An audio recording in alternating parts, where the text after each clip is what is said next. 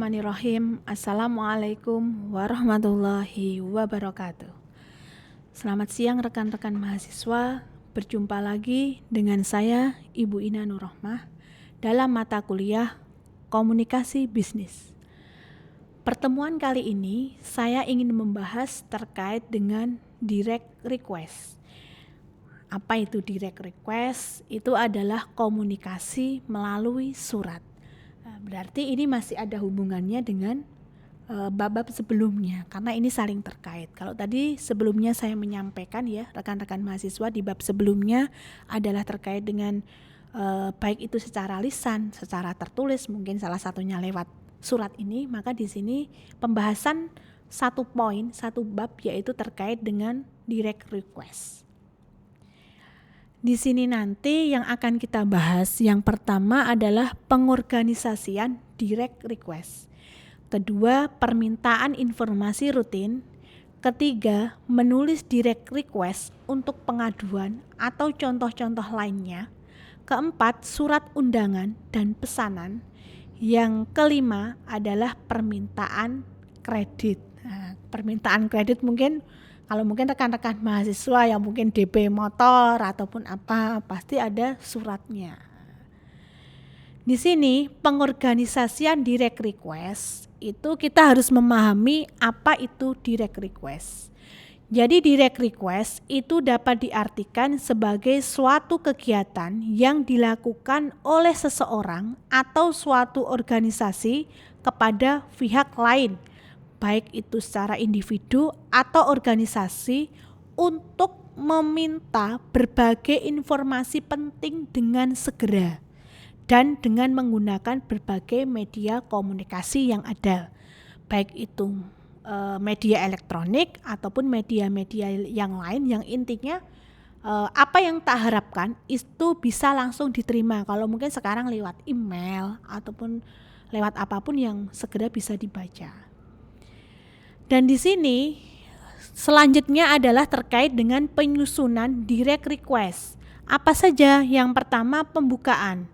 Jadi di dalam pembukaan ini harus menyatakan permintaan secara lebih khusus yang memungkinkan pembaca dengan mudah dapat memahami maksud dari isi surat tersebut. Tidak berbelit-belit tadi, tidak bertele-tele tadi, sehingga yaitu tadi di pembukaan itu paling tidak kita paham maksudnya ki apa toh dalam surat ini. Itu yang pertama. Yang kedua adalah penjelasan rinci. Jadi dalam membuat kalimat pertama di bagian pertengahan surat yang kita buat, yang rekan-rekan mahasiswa buat, dengan berorientasi pada pemberian manfaat bagi pembaca. Jadi harus jelas intine kuwi apa, penjelasan itu rinci, mau seperti apa dan bagaimana, itu kita bisa memahami, yang membaca itu bisa paham, oh maksudnya itu seperti ini. Yang ketiga adalah penutup. Dan di dalam penutup ini sebaiknya diisi dengan suatu permintaan beberapa tanggapan khusus, lengkap dengan batas waktunya dan ekspresi terhadap apresiasi. Jadi di bagian penutup itu biasanya saya berharap seperti ini bisa menjalin kerjasama, atau mungkin dengan bahasa yang mungkin dalam waktu sekian harapannya bisa terwujud kerjasama kita. Nanti akan saya jelaskan contoh-contoh terkait dengan direct request. Nah, ini salah satunya terkait ketika kita menyampaikan sesuatu itu secara langsung kita harus tahu tanggalnya. Nah, jadi kita nanti ingat, oh di tanggal sekian saya menyampaikan apa, kepada siapa, dari siapa, apa yang kita bahas, permintaan, laporan, penjualan. Langsung to the point. Untuk keperluan pembuatan strategi perusahaan secara umum, saya minta dikirimkan laporan penjualan tahun 2000 secara keseluruhan. Nah, ini kan langsung to the point ya. Tahun sekian saya minta ini. Nah, laporan tersebut dirinci untuk masing-masing produk dan dikirimkan jelas harus hari ini juga. Terima kasih. Kita kan membaca nggak berbelit-belit, intinya ini dari siapa, kapan deadline-nya, itu sudah dijelaskan di sini. Ya. Dan di sini permintaan informasi rutin Itu yang pertama adalah permintaan di dalam organisasi. Yang kedua adalah di luar organisasi. Jadi di dalam organisasi ini meskipun suatu permintaan dapat saja dilakukan secara mungkin lisan, beberapa pesan permintaan dapat dibuat lebih permanen dalam bentuk tertulis. Nah, mungkin kita tahu ya biasanya lewat lisan mungkin lebih enak gitu ya. Tapi ada kalanya memang lebih bagusnya lewat tertulis. Kenapa? Karena mungkin ada hal yang mungkin kalau tertulis itu kita tahu kita buatnya tanggal berapa. Mungkin lebih ada bukti autentiknya di sana. Bahasanya seperti itu. Yang kedua, bentuk ini dimulai dengan penjelasan yang lebih mendalam dan diakhiri dengan suatu tindakan yang dikehendaki. Nah, endingnya ini karpe dari surat ini apa loh? Itu bisa tersampaikan. Diakhiri dengan hal-hal apa yang kita kehendaki itu seperti ini. Yang kedua, permintaan keluar organisasi di sini adalah sebagai seorang pelaku bisnis yang profesional, tentunya kita perlu berkomunikasi dengan para pelanggan, para supplier, para pemasok, para pekerja bisnis yang lain. Itu tentunya perlu komunikasi yang bagus. Bahkan mungkin kalau di momen-momen nanti Idul Fitri untuk menjalin kerjasama biasanya ada kiriman paket, ya itu untuk menjalin rekan bisnis kita.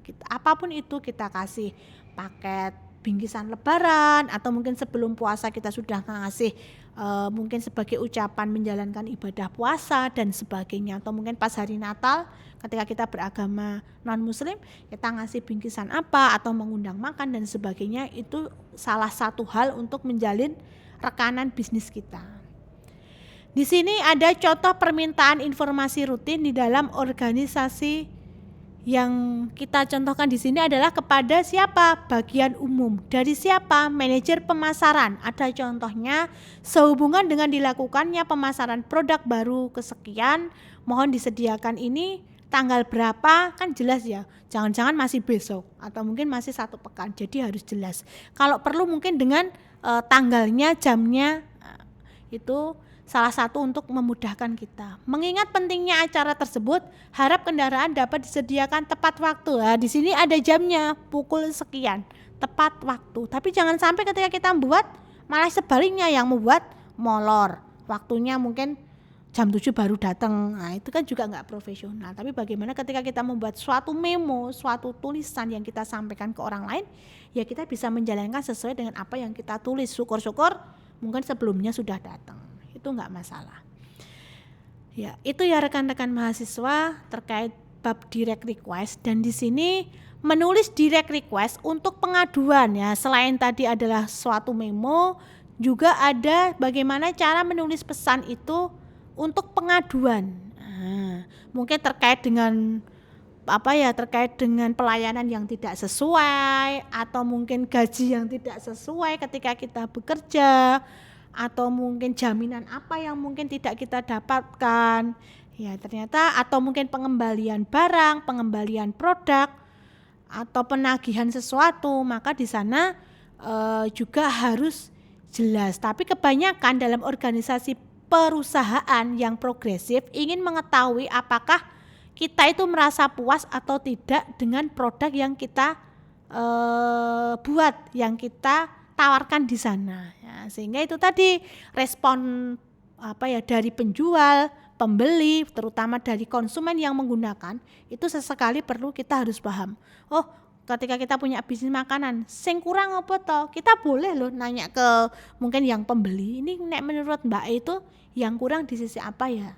Nah, atau mungkin ketika pengaduan sesuatu pun kita juga harus jelas.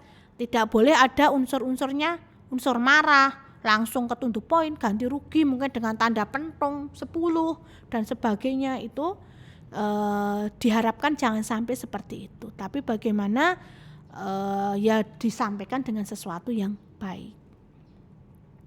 Beberapa hal yang perlu diperhatikan dalam menulis surat pengaduan. 1. Jelaskan masalah apa yang kita hadapi. 2. Lampirkan informasi pendukung. Harus ada bukti-bukti. Jangan sampai kita bilang kamu salah tapi tidak ada buktinya. Ini kok nggak sesuai tapi nggak ada bukti realnya. Itu yang kedua. Yang ketiga, usahakan nada surat Anda itu tidak marah atau tidak emosional. Jadi tetap menggunakan bahasa-bahasa yang baik. Tidak langsung marah atau mungkin bahasa yang kita tulis seperti ini, saya berharap seperti ini dan seperti ini. Jadi jangan sampai ketika kita menulis surat ataupun apapun itu, ataupun lewat WA secara tidak langsung apapun itu, harapannya gunakan dengan bahasa yang sopan, bahasa yang memang orang itu tidak akan tersinggung, tapi tahu maksud kita itu apa di sana. Ya, dan keempat adalah permintaan tindakan khusus. Boleh jadi ada tambahan-tambahan lain yang harus kita dahulukan. Mungkin kita memesan sesuatu atau mungkin kita pengaduan sesuatu 1, 2, 3, 4, gak hanya satu, tapi di paling bawah yang harus ada kita kasih tanda, ini loh yang harus kita dahulukan. Mungkin poin A yang harus kita dahulukan, mungkin pembetulan di sisi mungkin kenyamanan karyawan dalam bekerja ataupun apa. Jadi ada prioritas-prioritas yang kita dahulukan di sana.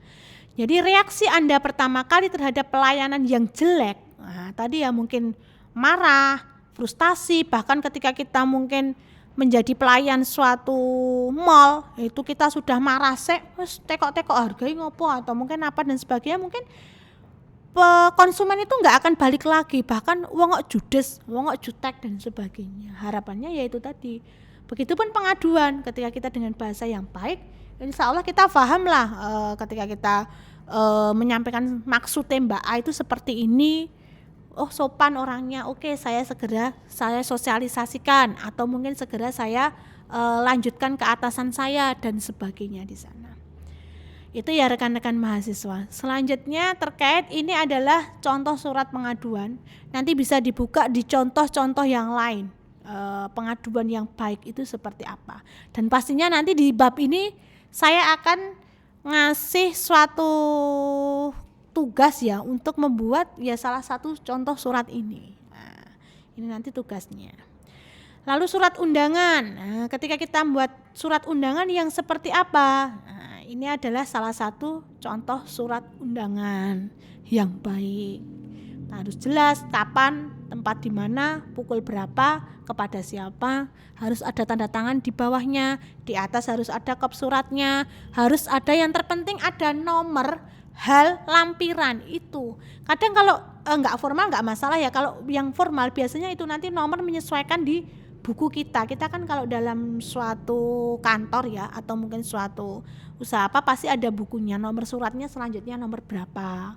Terus mungkin ada lembar di sebaliknya, kalau mungkin permohonan surat undangan di belakangnya ada mungkin permohonan donatur, kalau mungkin ini adalah terkait dengan penggalangan dana ya, di sana berarti ada satu lembar di belakangnya. Atau mungkin acara, berarti di belakang kita ngundang seseorang, berarti di belakang itu ada susunan acara, sehingga kita tahu oh saya harus standby jam sekian sampai jam sekian, karena ada acuan yang kita gunakan di sana. Ya itu terkait dengan selanjutnya pesanan. Nah ketika kita ingin memesan sesuatu barang, ini ya kepada siapa, mau memesan apa, ini salah satu contoh ketika kita membuat surat pesanan barang. Permintaan kredit, nah ini permintaan kredit ternyata juga ada suratnya, kepada siapa, pekerjaan kita apa, harus jelas di sana, ingin mengajukan kredit nominal berapa, untuk apa, boleh jadi untuk modal usaha atau mungkin rekan-rekan mahasiswa utang dinggo biaya mungkin menikah atau mungkin untuk membuat rumah masa depan kita atau mungkin apa, harus jelas di sana. Nanti ditanggapi boleh jadi sepakat atau boleh jadi belum bisa bantu dan sebagainya. Ya itu rekan-rekan mahasiswa, karena direct request ini adalah lebih ke tataran kita aplikasi ya, seperti yang saya katakan dulu pas di permulaan, di perkenalan kita. Jadi tidak begitu banyak materi, tapi intinya aplikasinya kita harus tahu bagaimana membuat surat undangan, bagaimana membuat surat memo, surat teguran, surat pemesanan barang dan sebagainya. Ya itu rekan-rekan mahasiswa, sehingga apa yang kita sampaikan, tujuan yang kita harapkan itu bisa tercapai dengan baik. Ya mungkin itu yang bisa saya sampaikan, kurang lebihnya saya mohon maaf. Wassalamualaikum warahmatullahi wabarakatuh.